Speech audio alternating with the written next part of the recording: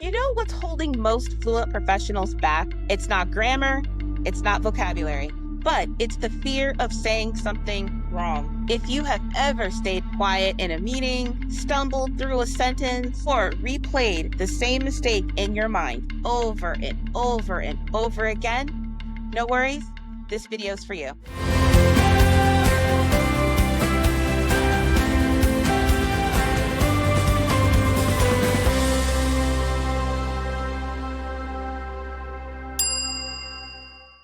Hello, everyone. Welcome to Frustrated to Fluent. I'm Devin Bruce. I'm the founder and CEO of the English Communication Academy, and we help non-native English speakers in healthcare communicate effectively with their patients, colleagues, and staff. And today, we are flipping the script on mistakes and showing you how they're actually the key to building real confidence in English. All right, let's get to it.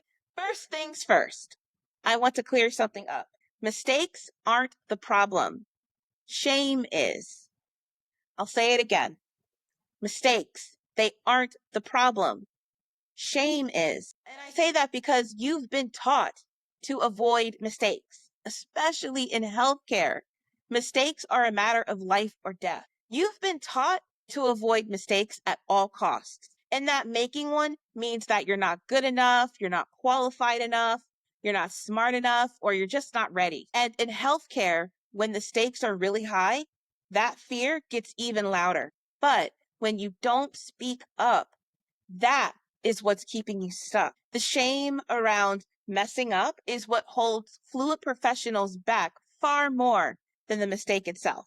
Because when you are fluent, and especially when you are extremely fluent, you're not struggling with English. You're struggling with the belief that you are not allowed to struggle. Now, having said that, mistakes are the shortcuts to growth. Mistakes are how your brain learns, period. Think about a toddler learning how to walk.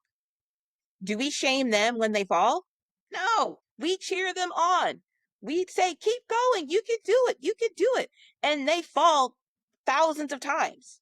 They just keep getting back up because we know they're learning by doing. When you're thinking about your English, it's the same exact thing. Your brain, it needs the data to adjust. And that data comes from trial and error.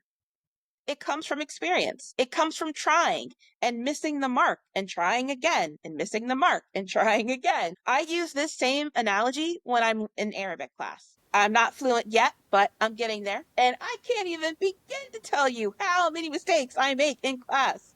The same mistakes over and over and over again. When I was learning numbers, I kept saying 3 and 8. I kept getting them switched up because they kind of sound the same in Arabic. I kept getting them switched up. And it was okay. Was it frustrating? Sure. But I knew that was part of the process and eventually I would get it. And I did. Because mistakes, they are not a sign of failure. They're just signs that you're practicing in real time. Okay, this next tip is so important. Your nervous system, it cannot learn in fear. When you are afraid of being judged, your body, it goes into fight or flight. Your brain actually blocks language access. So something that will really help with this is to practice in low pressure situations. That is essential. When you practice in a low pressure situation, that could be practicing with a friend, or practicing with AI, or practicing with us in the academy. It gives you the grace to fall and make mistakes. Speaking of mistakes, give yourself permission to make them.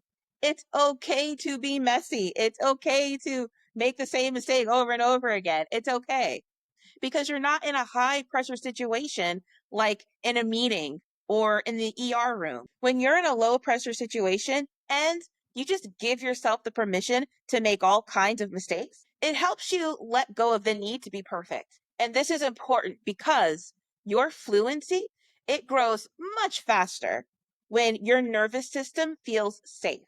For example, I get it. You're a doctor, you're a nurse, you're a researcher, a healthcare leader.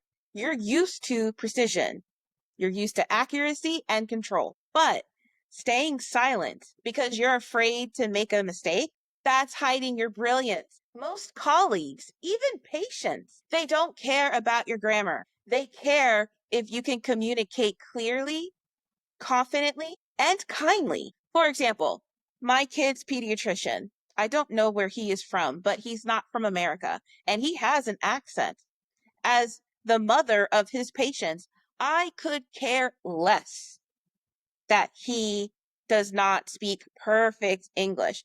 Yeah, he makes a couple of mistakes here and there, but I don't care. The reason why I don't care, because he is a kind, amazing doctor and he knows exactly what he's doing. When I ask him questions about my kid's health, he's right on it. Boom, boom, boom, boom, boom. Because he's confident in what he does. That is very reassuring as he takes care of my kids. So that's something that I really want you to understand. Your message matters way more than mistakes.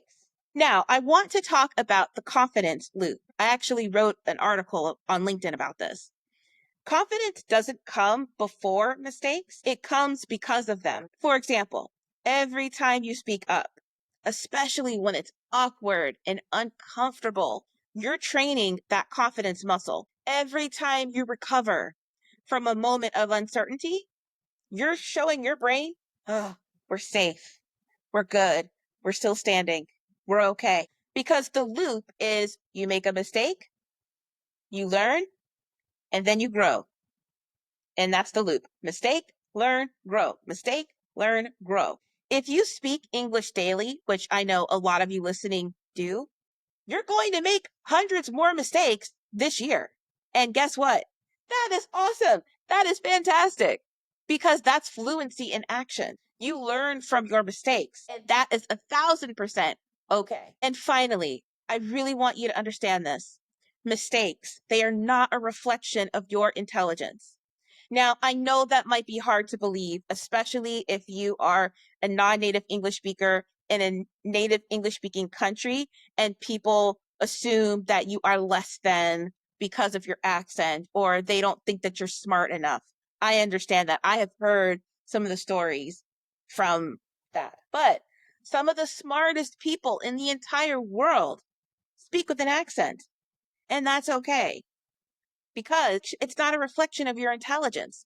Mistakes are not a reflection of your intelligence. Some of the most amazing professionals misplace a preposition or they don't use an article the right way. That doesn't make them less skilled. It just makes them human. So if you are struggling with this, I really want you to understand something. Please stop trying to prove that you're fluent, because you are, and try to show up as the brilliant communicator that you already are. Because I know that so many of you out there went into this field because you want to make the world a better place. And your passion for being of service, that is what really matters. All right, so if this video helped you, please hit like and subscribe. Also, if you could please share this with other non-native English speakers in healthcare, I would really appreciate that because I am on a mission to close the language gap in healthcare. And if you're ready to go deeper, we do have a free 5-day challenge that you can take with us. The link is in the description box below. It's designed to make you improve your fluency in a very short period of time. It only takes a couple of minutes a day. And if you love these videos, if they're helping you, check out these videos too. All right, that's it for today. Thank you so much for tuning in, and I'll see you next time. Take care.